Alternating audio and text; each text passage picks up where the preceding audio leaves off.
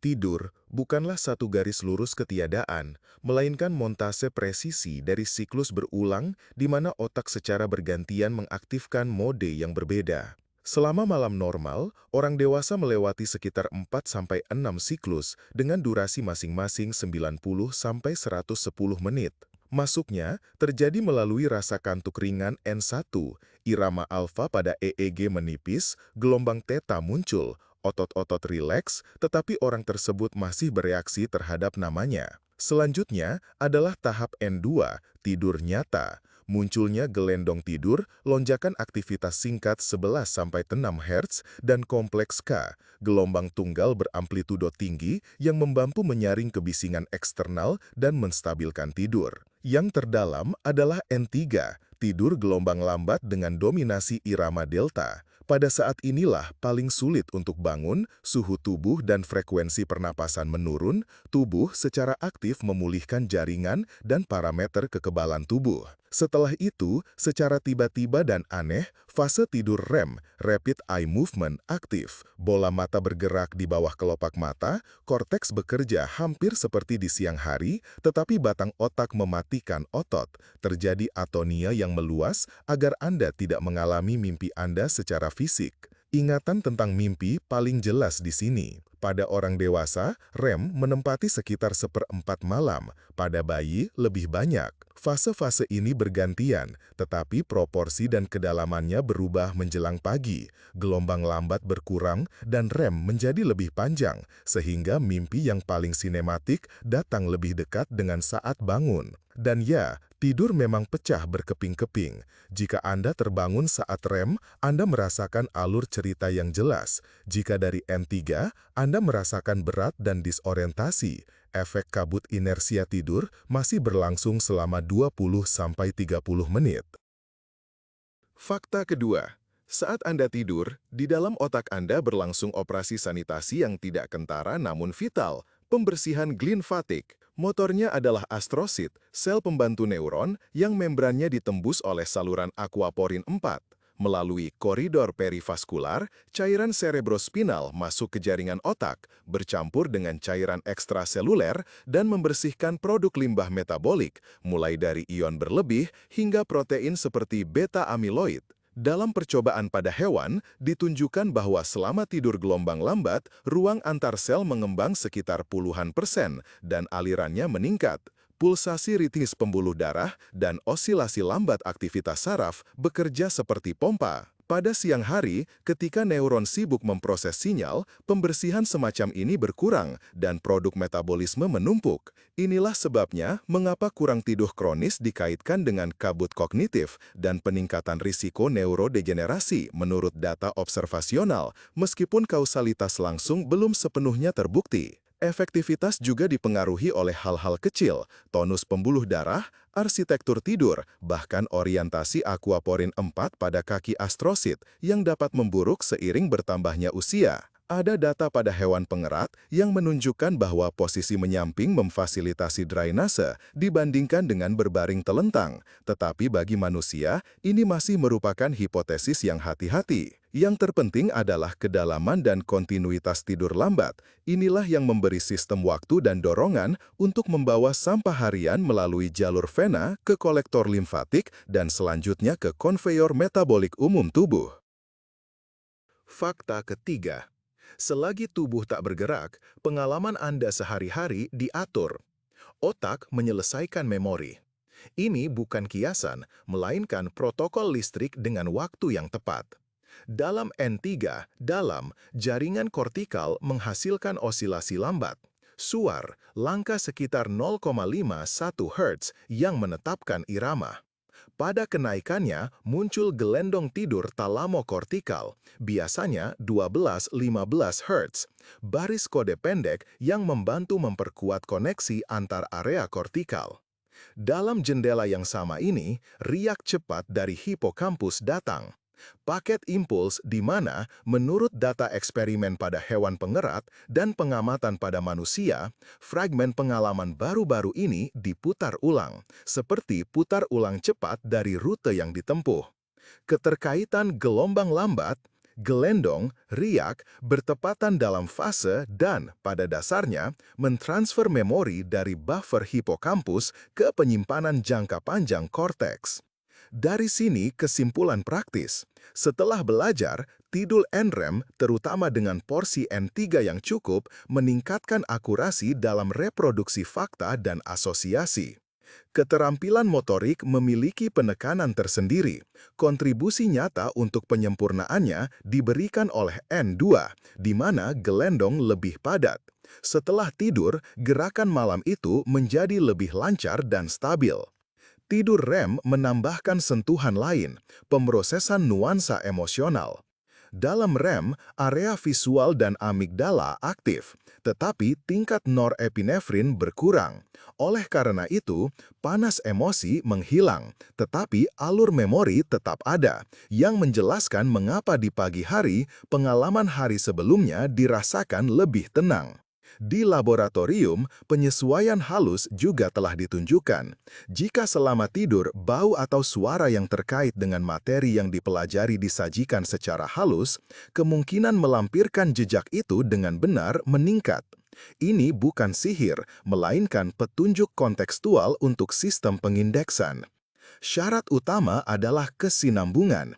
Tidur yang terfragmentasi mengganggu sinkronisasi halus ini dan memberikan efek sepertinya sudah belajar, tapi kepala saya berisik. Fakta keempat, tidur bukanlah jeda, melainkan perubahan skenario hormonal dan metabolik yang mempengaruhi nafsu makan, pemulihan, dan perasaan bugar. Saat kegelapan datang, melatonin meningkat. Hormon ini tidak secara inheren menyebabkan kantuk, tetapi menggeser tubuh ke mode malam. Suhu inti menurun, vasodilatasi perifer meningkat, dan otak lebih mudah memasuki fase NREM. Selama sepertiga pertama malam, ketika tidur gelombang lambat mendominasi, hipofisis mengeluarkan pulsa somatotropin, hormon pertumbuhan. Jendela waktu inilah yang lebih aktif dalam sintesis protein, perbaikan jaringan, dan dukungan sistem muskuloskeletal. Menjelang pagi, kortisol mulai naik. Peningkatan lembutnya sebelum fajar adalah alarm bawaan yang membantu memobilisasi glukosa dan mempersiapkan sistem kardiovaskuler untuk bangun. Secara paralel, regulasi rasa lapar berubah. Dengan tidur yang cukup, leptin, sinyal kenyang, tetap lebih tinggi dan grelin, sinyal lapar, lebih rendah. Kurang tidur kronis membalikan keseimbangan ini, menyebabkan keinginan untuk makanan berkalori dan manis. Sensitivitas insulin juga menurun, sehingga cemilan larut malam lebih mudah disimpan sebagai cadangan. Pada pria, kadar testosteron sangat bergantung pada total waktu tidur dan kontinuitasnya. Pada wanita, tidur mempengaruhi sekresi prolaktin dan penyesuaian halus sumbu hipotalamus, hipofisis ovarium. Pergeseran ini menjelaskan mengapa minggu-minggu dengan jadwal yang terganggu tidak hanya terasa seperti kelelahan, tetapi juga seperti nafsu makan yang tidak teratur, fluktuasi energi, dan kulit yang lebih sulit menyembuhkan mikrocidera. Kapan Anda tidur juga penting. Ketika jadwal bergeser, misalnya pekerjaan shift, puncak hormonal menyimpang dari jendela sirkadian, dan pemulihan menjadi lebih sulit bahkan jika total jamnya sama. Tidur adalah kronometer metabolisme Anda, dan keakuratan kinerjanya langsung terasa di pagi hari. Fakta kelima. Di malam hari, sistem kekebalan mengubah taktiknya dan masuk ke bengkel perbaikan. Tidur menyusun ulang lalu lintas sel dan kimia sinyal yang menentukan reaksi terhadap vaksin dan kecepatan pemulihan. Selama tidur gelombang lambat, produksi sitokin proinflamasi perantara seperti interleukin 1 dan tumor nekrosis faktor meningkat. Keduanya, secara paradoks, memperdalam tidur dan membantu sel-sel kekebalan bertemu dengan antigen. Limfosit lebih aktif bermigrasi ke kelenjar getah bening, tempat pembelajaran, terjadi presentasi fragmen patogen oleh sel dendritik dan pembentukan memori jangka panjang. Pergeseran kortisol dan melatonin mengatur jadwal malam. Kortisol menjelang pagi mendorong mobilisasi, sementara melatonin dalam kegelapan memfasilitasi keseimbangan antiinflamasi. Dari sini terlihat efeknya. Setelah malam dengan tidur NREM penuh, respons antibodi terhadap vaksin lebih tinggi daripada saat kurang tidur kronis. Sebaliknya, kekurangan tidur beberapa hari sebelum vaksinasi menghasilkan titer yang lebih lemah. Bahkan, 1 atau 2 hari dengan tidur yang terbatas, seminimal mungkin menurunkan fungsionalitas sel natural killer, sel respons cepat terhadap virus dan target tumor, dan meningkatkan penanda inflamasi sistemik. Rasa kantuk saat flu bukanlah keinginan tubuh, melainkan strategi bawaan. Lebih banyak tidur, nyenyak, berarti lebih banyak peluang untuk mempercepat presentasi antigen dan mengalihkan sintesis protein ke antibodi. Ada juga sisi praktisnya. Jadwal kerja bergilir dan penerbangan lintas benua mengganggu jendela sirkadian pertemuan kekebalan, sehingga malam yang sama dapat memberikan hasil kekebalan yang berbeda. Oleh karena itu, tidur yang cukup membuat lebih baik memiliki dasar fisiologis. Tidur malam secara harfiah bertemu infeksi dalam rapat dan mengeluarkan perintah perlindungan jangka panjang. Fakta keenam adalah beberapa fenomena tidur yang paling aneh bukanlah mistisisme, melainkan kegagalan sinkronisasi antara sistem, gambar, emosi, dan motor. Kelumpuhan tidur adalah contoh klasik. Fase REM sudah menonaktifkan otot dengan atonia umum agar Anda tidak memerankan alur mimpi dengan tubuh Anda. Tetapi korteks terbangun. Orang tersebut merasakan kesadaran yang jelas, ketidakmampuan untuk bergerak, dan seringkali gambaran hipnaogik yang jelas atau kehadiran. Ini singkat dan berlalu dengan sendirinya, meskipun secara subjektif menakutkan. Kebalikannya adalah gangguan perilaku tidur REM di mana atonia tidak diaktifkan. Orang yang tidur benar-benar memerankan mimpinya, berbicara, melambaikan tangan, kadang-kadang membentur furnitur. Pada lansia, kondisi ini seringkali merupakan penanda awal sinukleinopati di masa depan, misalnya penyakit Parkinson. Oleh karena itu, revitalisasi mendadak selama tidur adalah alasan untuk evaluasi medis dan keamanan dasar kamar tidur. Di sisi lain, berjalan sambil tidur hidup dalam kategori lain. Ini adalah episode bangun dari tidur nyenyak N3, di mana program motorik diluncurkan tanpa aktivasi kesadaran penuh. Orang tersebut berjalan, melakukan tindakan sederhana, tetapi di pagi hari tidak mengingatnya. Lebih umum pada anak-anak yang tumbuh dari ini seiring berkurangnya proporsi tidur gelombang lambat. Kejang pendek saat tertidur, mioklonus tidur, hanyalah alarm palsu dari sistem motorik dalam konteks pengaturan ulang ritma. Ada juga efek langka seperti sindrom kepala meledak, di mana saat tertidur terdengar ledakan keras. Ini juga tidak berbahaya.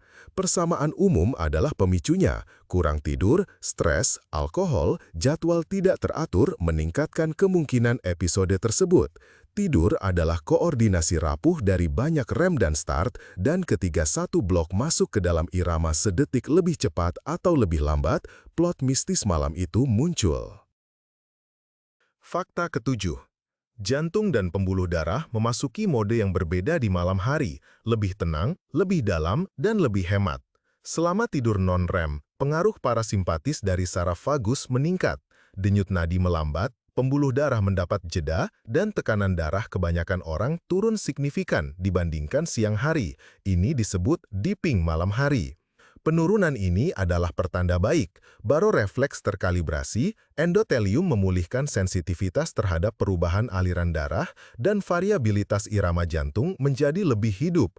Otak dan jantung lebih baik dalam menyesuaikan diri satu sama lain. Namun, gambaran ini tidak konstan. Dalam tidur REM, lonjakan simpatis kembali, irama jantung menjadi tidak teratur, dan tekanan melonjak, bergelombang, seolah-olah Anda sedang berlari, meskipun tubuh dilumpuhkan. Jika malam dipenuhi dengan mikrobangun karena kebisingan, rasa sakit, atau henti napas saat apnea, jantung menerima puluhan cambukan singkat. Setiap lonjakan adalah pelepasan katekolamin, lonjakan tekanan, lalu kembali hening. Beberapa orang tekanan darahnya hampir tidak turun di malam hari. Mereka adalah non-dipper. Menurut pengamatan, ini lebih sering terjadi pada gangguan metabolisme dan sindrom apnea, dan profil ini dikaitkan dengan risiko pembuluh darah yang lebih besar dalam jangka panjang. Pernafasan dalam NRM lebih teratur dan sedikit lebih malas. Otak mentolerir lebih banyak karbon dioksida demi stabilitas. Dalam REM menjadi bervariasi, sama seperti irama jantung. Di antara malam dan pagi, tubuh melakukan akselerasi. Kortisol meningkat secara bertahap, pembuluh darah menerima perintah untuk bersiap menghadapi posisi vertikal, dan justru transisi dari istirahat horizontal ke aktivitas adalah waktu ketika sistem yang rentan terkadang gagal. Jadi, malam terlihat dari dalam sebagai latihan fleksibilitas yang lembut. Di kedalaman adalah penghematan dan perbaikan, dalam fase naratif adalah badai yang terukur agar di pagi hari mesin siap dijalankan. Fakta ke-8. Di malam hari, tubuh menyesuaikan kembali panas dan air, sebuah rekayasa kenyamanan tersembunyi. Di awal tidur, otak membuka radiator di periferi, pembuluh darah tangan dan kaki melebar, melepaskan panas, dan suhu inti tubuh menurun secara bertahap. Ini memudahkan masuk ke fase NREM yang dalam. Oleh karena itu, kaki dingin menghambat tidur, sedangkan mandi air hangat 1,5 hingga 2 jam sebelum tidur secara paradoks mendinginkan inti dan mempercepat tertidur. Pemanasan kulit memicu pelepasan panas keluar. Secara bersamaan, sekresi malam hari vasopresin, hormon antidiuretik, meningkat, ginjal mengentalkan urin dan Anda lebih jarang terbangun untuk buang air kecil. Cairan dipertahankan dalam aliran darah dan jaringan. Posisi berbaring mengubah gravitasi. Cairan lebih mudah keluar dari kaki dan di pagi hari dapat naik ke wajah dan saluran udara bagian atas. Dari sinilah pembengkakan ringan dan hidung tersumbat yang biasa terjadi di pagi hari. Cakram intervertebralis yang sepanjang hari menanggung beban aksial menyerap air seperti spons selama jam istirahat, sedikit meningkatkan tinggi tulang belakang. Pada orang tinggi, perbedaan tinggi antara malam dan pagi bisa mencapai sekitar 1 hingga 2 cm. Ada juga aliran keluar. Selama malam, ratusan mililiter air menguap melalui pernafasan. Dan di pagi hari, timbangan sering menunjukkan lebih sedikit. Ini bukan keajaiban pembakaran lemak, melainkan penguapan dan karbon dioksida yang diembuskan. Dalam fase REM, termoregulasi bekerja secara berbeda. Otak sibuk dengan alur cerita mimpi, dan termostat bekerja dengan malas. Itulah mengapa mimpi di cuaca panas dan dingin tampak sangat gelisah. Detail-detail kecil sehari-hari sesuai dengan fisiologi ini. Kaus kaki tebal menghangatkan kaki dan membantu tubuh melepaskan panas. Kamar tidur yang terlalu hangat menjaga inti tubuh tetap panas dan mengganggu gelombang lambat. Alkohol yang diminum larut malam melebarkan pembuluh darah kulit, memberikan ilusi kehangatan, tetapi mengganggu hidraulik malam hari dan menyebabkan terbangun. Pertukaran panas dan air di malam hari adalah tontonan tak terlihat yang menentukan kejernihan pikiran, mata yang tidak kering, fleksibilitas punggung, dan keringanan langkah di pagi hari. Fakta ke-9. Bahkan ketika Anda mati, otak tidak meninggalkan tugasnya. Sistem sensorik tidak tidur secara merata, tetapi menyaring dunia, menyisakan celah untuk hal-hal penting. Pendengaran adalah penjaga malam utama. Dalam tidur NRM, suara lemah disaring oleh talamus melalui kompleks K. Tetapi pola yang signifikan, nama sendiri, tangisan bayi, suara asing, lebih mungkin menembus pertahanan dan memicu mikrokebangkitan. Ini bukan tahayul, tetapi reaksi yang ditargetkan pada kebaruan. Bahkan dalam tidur, korteks mencatat hal yang tidak biasa dan memprioritaskan apa yang terkait dengan kelangsungan hidup.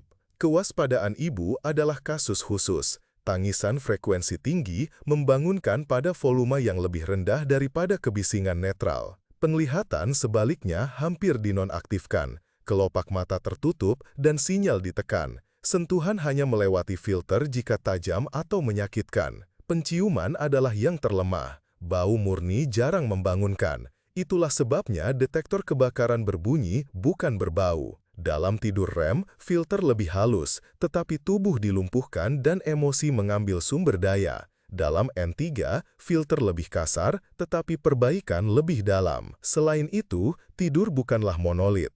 Tidur lokal dimungkinkan ketika beberapa area korteks beristirahat lebih kuat daripada yang lain. Fenomena malam pertama di tempat baru menunjukkan asimetri. Satu belahan bumi berjaga lebih ketat, seperti pada burung, meskipun lebih lemah. Gerakan malam bukanlah kekacauan. Berguling dan mengubah posisi adalah profilaksis terprogram untuk mencegah tekanan statis pada kulit, pembuluh darah, dan persendian. Sebagian besar mikrokebangkitan tidak Anda ingat, karena durasinya kurang dari kira-kira 10-15 detik dan tidak masuk ke dalam memori episodik. Otot postural punggung dan diafragma tetap aktif, menopang pernafasan dan kolom tubuh. Sementara kelompok distal rileks. Bahkan keanehan seperti bruxism menggemeratakan gigi di malam hari pada sebagian orang ternyata merupakan mikropertahanan. Gigitan rahang yang singkat dan lonjakan aktivitas simpatik dapat menyertai episode runtuhnya sebagian saluran udara bagian atas,